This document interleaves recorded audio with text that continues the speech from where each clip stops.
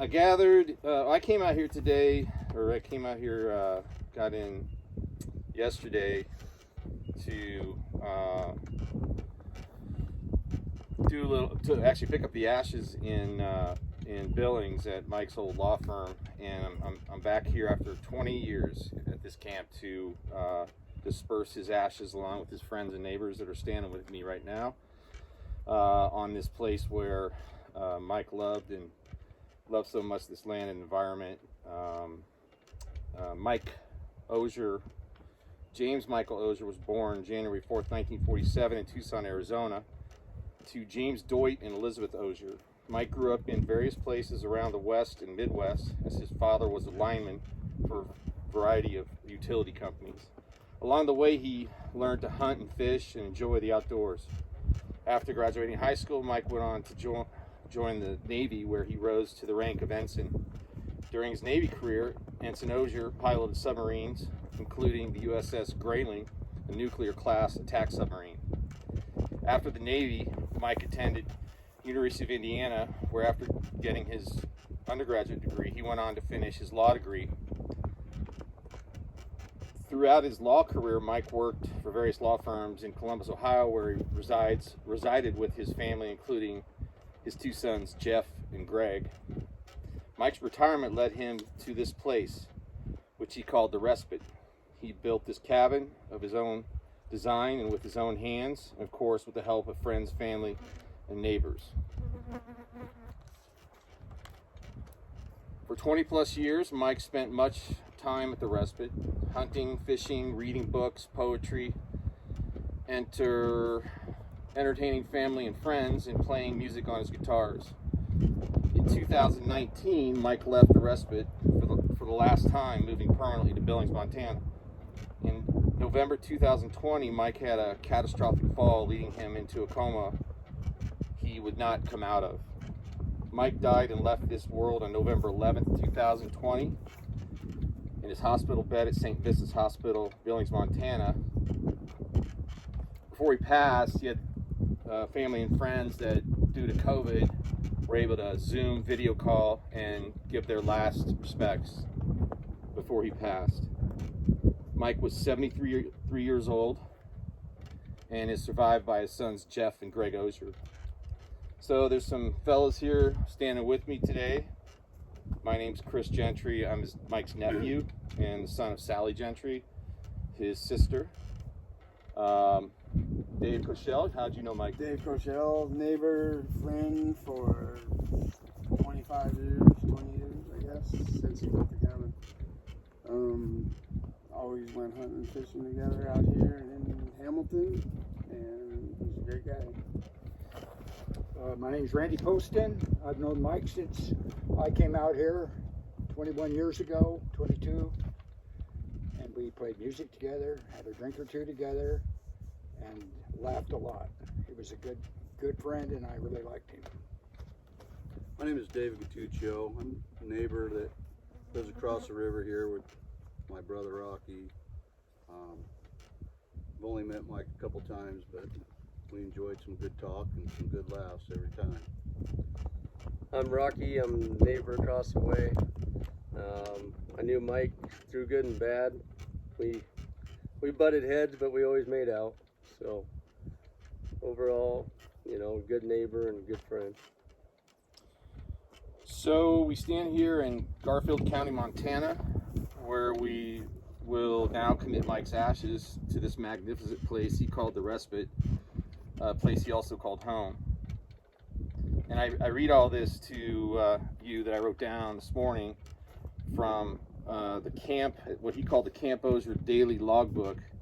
I guess he called this Camp Ozier as well as the Respite, but there's a really nice picture in there that he had a little plaque put on there called the Respite.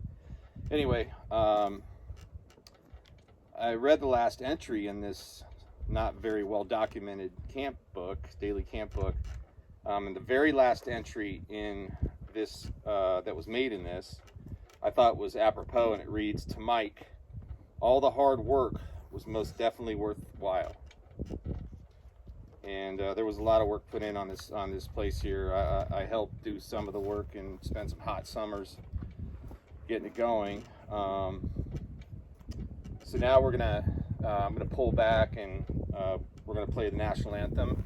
Mike being a Navy veteran, we're gonna now, just do some things in honor of his service, including the playing of our national anthem, and then we're going to spread the ashes very carefully here. It's quite windy. It's about 4:15 Mountain Time, and then us gun-toting boys here are going to put together 21 shots to make a 21 gun salute. You a veteran? I am. U.S. Army veteran. Thanks for your service. I'm not. Anyone else? So we'll do that, and then I've got one last thing. Two last things I want to read, and we'll be done. So we'll play the national anthem now.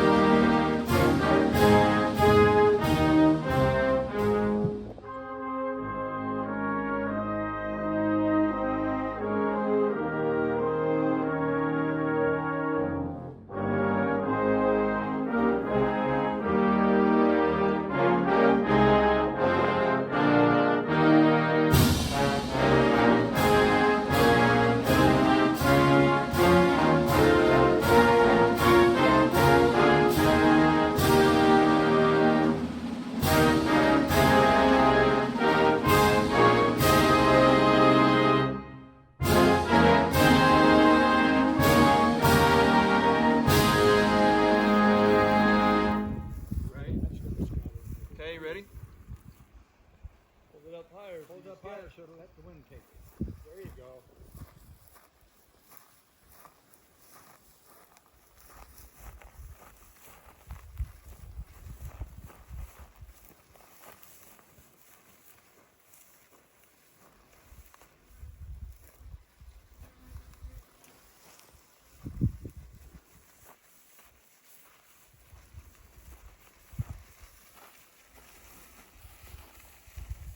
Need some rain. Shake it out good. You don't want to leave these nuts in there.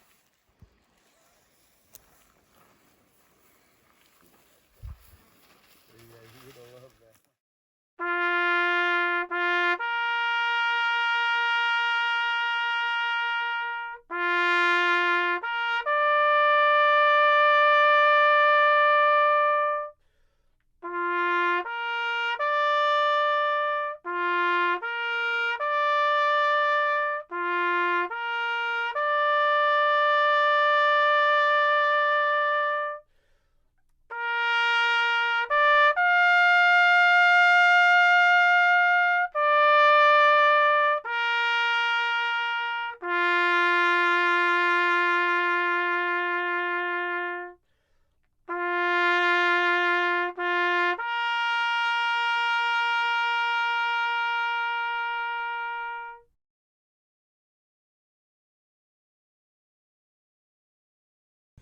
Fire! Fire! Fire! Fire! Fire!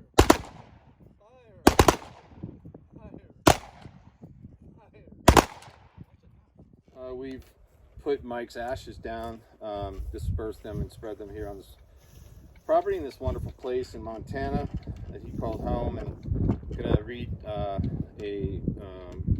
Psalm 23, which oddly, when I picked up, this is from Mike's Bible that he had out here by his bed, I couldn't figure out what I would pick out of the Bible. I don't know how religious he was, or anybody else would be for that matter, but I did write a devotion at my church about the Psalm 23. It always scared me. It's been read, really over weird, things when I've ever heard it read. But it's really a beautiful psalm, and I happened to open the Bible up, and that is exactly. I didn't intend on reading Psalm 23, but for serendipity's sake, it opened right up to that. So that's the one I'm going to read.